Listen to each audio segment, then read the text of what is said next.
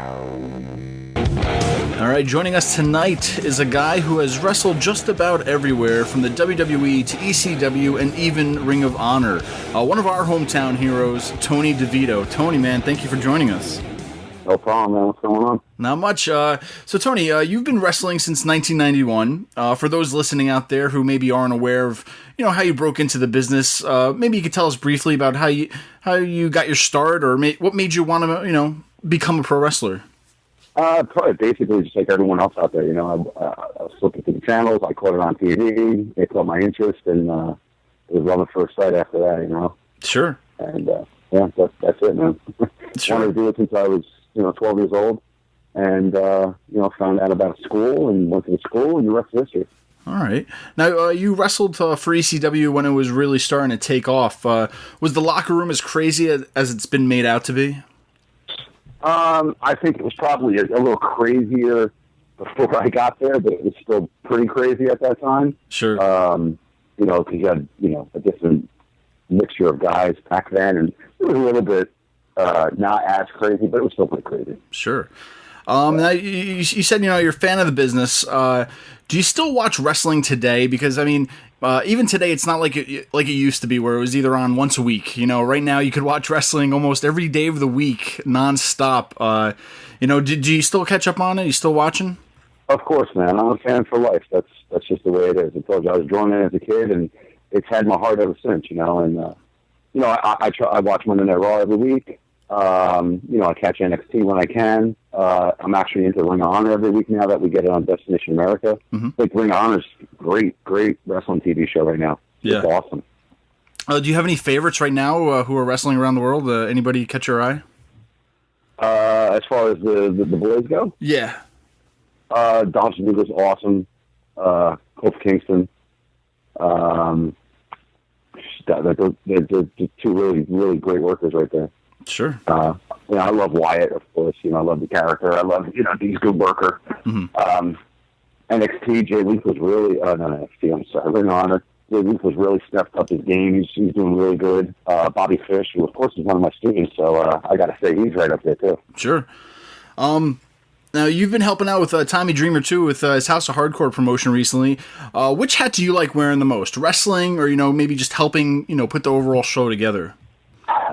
There's nothing that can replace the wrestling part of it, mm-hmm. but being able to help around backstage and behind the scenes, it's pretty cool too, because it's a different aspect of it. And if you really can't get out there in the ring anymore and do what you love, that's the second best thing, to be able to help guys backstage and kind of see everything unfold in front of you. Now I kind of see how, like, Vince McMahon or Paul Heyman could have been, watching their vision come true. Not that it's my vision, but with Tommy, I know he'll tell me his vision, and I see it, and it's awesome, Sure. So it's pretty fulfilling. Also, it's definitely not taking the place of the wrestling, but it helps fill the void. Sure. Now, do you feel that wrestling right now might be in like a quote unquote like boom period right now, or do you feel that there's just maybe too many promotions, or is it too oversaturated right now? I don't think it's oversaturated. I think that it's definitely going to come to a boom period. I don't know if it's going to be what it was in the mid-'90s. Mm-hmm. I don't know if it's going to be that kind of a boom period, but I definitely think it's on an uprise. There's definitely a lot of wrestling out there right now. Like you said, man, you can watch it every day of the week if you want to, but you can watch some crappy wrestling, and you can watch some real good wrestling. Yeah. So it's your choice what you want to do, and if you just like the wrestling in general, you watch it all. Watch crap, watch the good stuff. Whatever fancies you, Sure. Now, as someone who's worked as enhancement talent, do you think pro wrestling is missing that in today's world of so-called guaranteed contracts? I hear a lot of the podcasts ask that, and a lot of the guys talking about enhancement talent and if it's missing. I guess to some degree maybe, but I don't know. It's hard to answer that because you didn't get those big matches free on TV back in the day. Mm-hmm. And now that you get it just about every week, getting these big matches all the time for free, it's hard to sell that pay-per-view. But that's also why I think Vince and WWE has moved away from the actual pay-per-views, and, everything's on the network now, which is a brilliant idea on his part. Yeah. So, I don't know. It's really hard to answer it. I think it had its place. I think that it could still have its place. in small amounts, you know, but it's also boring if you're watching a whole 3-hour show of enhancing talent. So, you know, you want to see some matches, and sure. you know, unless of course they gave the guy a little bit of a push also. You know, once in a while let that guy win. You know, a lesser known guy, and then you know maybe you never know. Maybe he gets a win over somebody once in a while, make it a little more exciting. But sure. And then you just mentioned too 3 hours. To you as a wrestler, is that too much wrestling on one night? I think it's too long. Yeah, I think it's way too long on one night. Yeah. The pay-per-view for a special show, yeah, that's great. You know, but for every Monday night, I think it's a little too much. That's why I say Ring of Honor or NXT right now. It's awesome because it's an hour. Yeah. And, you know, it's like you're just getting into it. You're like, wow, this is awesome. And then it's over. And it leaves you wanting more, you know, to come back next week and watch it again. Exactly. I mean, that's what a lot of the fans say, too. You know, that I feel like sometimes within that 1 hour, you almost get more out of the 3 hours that they try doing every week to where, it's just too much, I guess, sometimes. Yeah. I just think there's a lot of filler. There's a lot of garbage sometimes. A lot of stuff that just doesn't even need to, you know, be out there. In a way, though, it's nice that you can get a lot of talent on TV at that point too. So the talent's very appreciative of it. Mm-hmm. But you know, it's like you said, it's one of those things again. But maybe some people really enjoy it. I think it's a little too much on one night. Sure, an hour and a half. That'd be probably really good. Yeah, definitely. You came back to the WWE during its ECW reboot after coming back as the Macho Libre and a Preacher. What were your thoughts on the new ECW? I mean, was it just not the same anymore? Totally not the same. Yeah. Totally not the same. Even though, you know, a lot of the guys were there and Paul was there and this and that, it wasn't the same. It was WWE ECW. Yeah. And that's just, you know, that's it, man. I mean, you killed the Sandman. I mean, they put him out there, and you know, but then they give him a crappy entrance and crappy music, and it was, you know, hey, they tried. It was the pay-per-views were great. You know, the one-night stands were awesome. Sure. They just didn't really catch fire with the actual reboot of it. You know, Vince wanted his vision, not Paul's vision. Yeah. So. All right. Now, you know, there's a lot of wrestling schools out there, even, you know, up in Poughkeepsie right over here, the House of Hardcore. What would you give to somebody possibly trying to break into the business today? Like, what advice would you give? That's what I was trying to say. Is there any advice coming from you, Tony DeVito?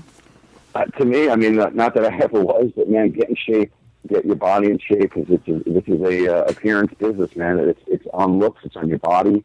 As much as that might suck to hear or to know that, it really is. I mean, you're on TV. You're you know, they're pushing guys certain ways. They want that look.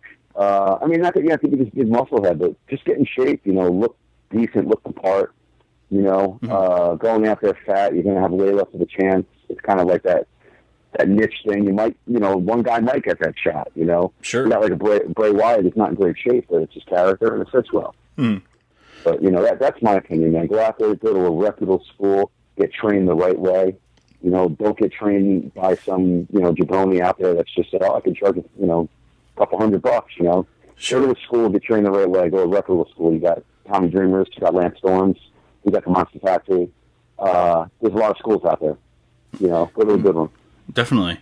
Now, you've wrestled just about anyone and everyone in the business throughout your career. Is there one person or match maybe that stands out to you as your favorite? Anybody you just loved working with? You know, I loved working with Chris Chetty, and favorite matches were probably Nova and Chetty, Heatwave '99 in L.A. Mm-hmm. That was a really good match. I had a lot of good, just, you know, house show matches, you know, nothing on TV. Feinstein's got them on video, I could see those. But, yeah.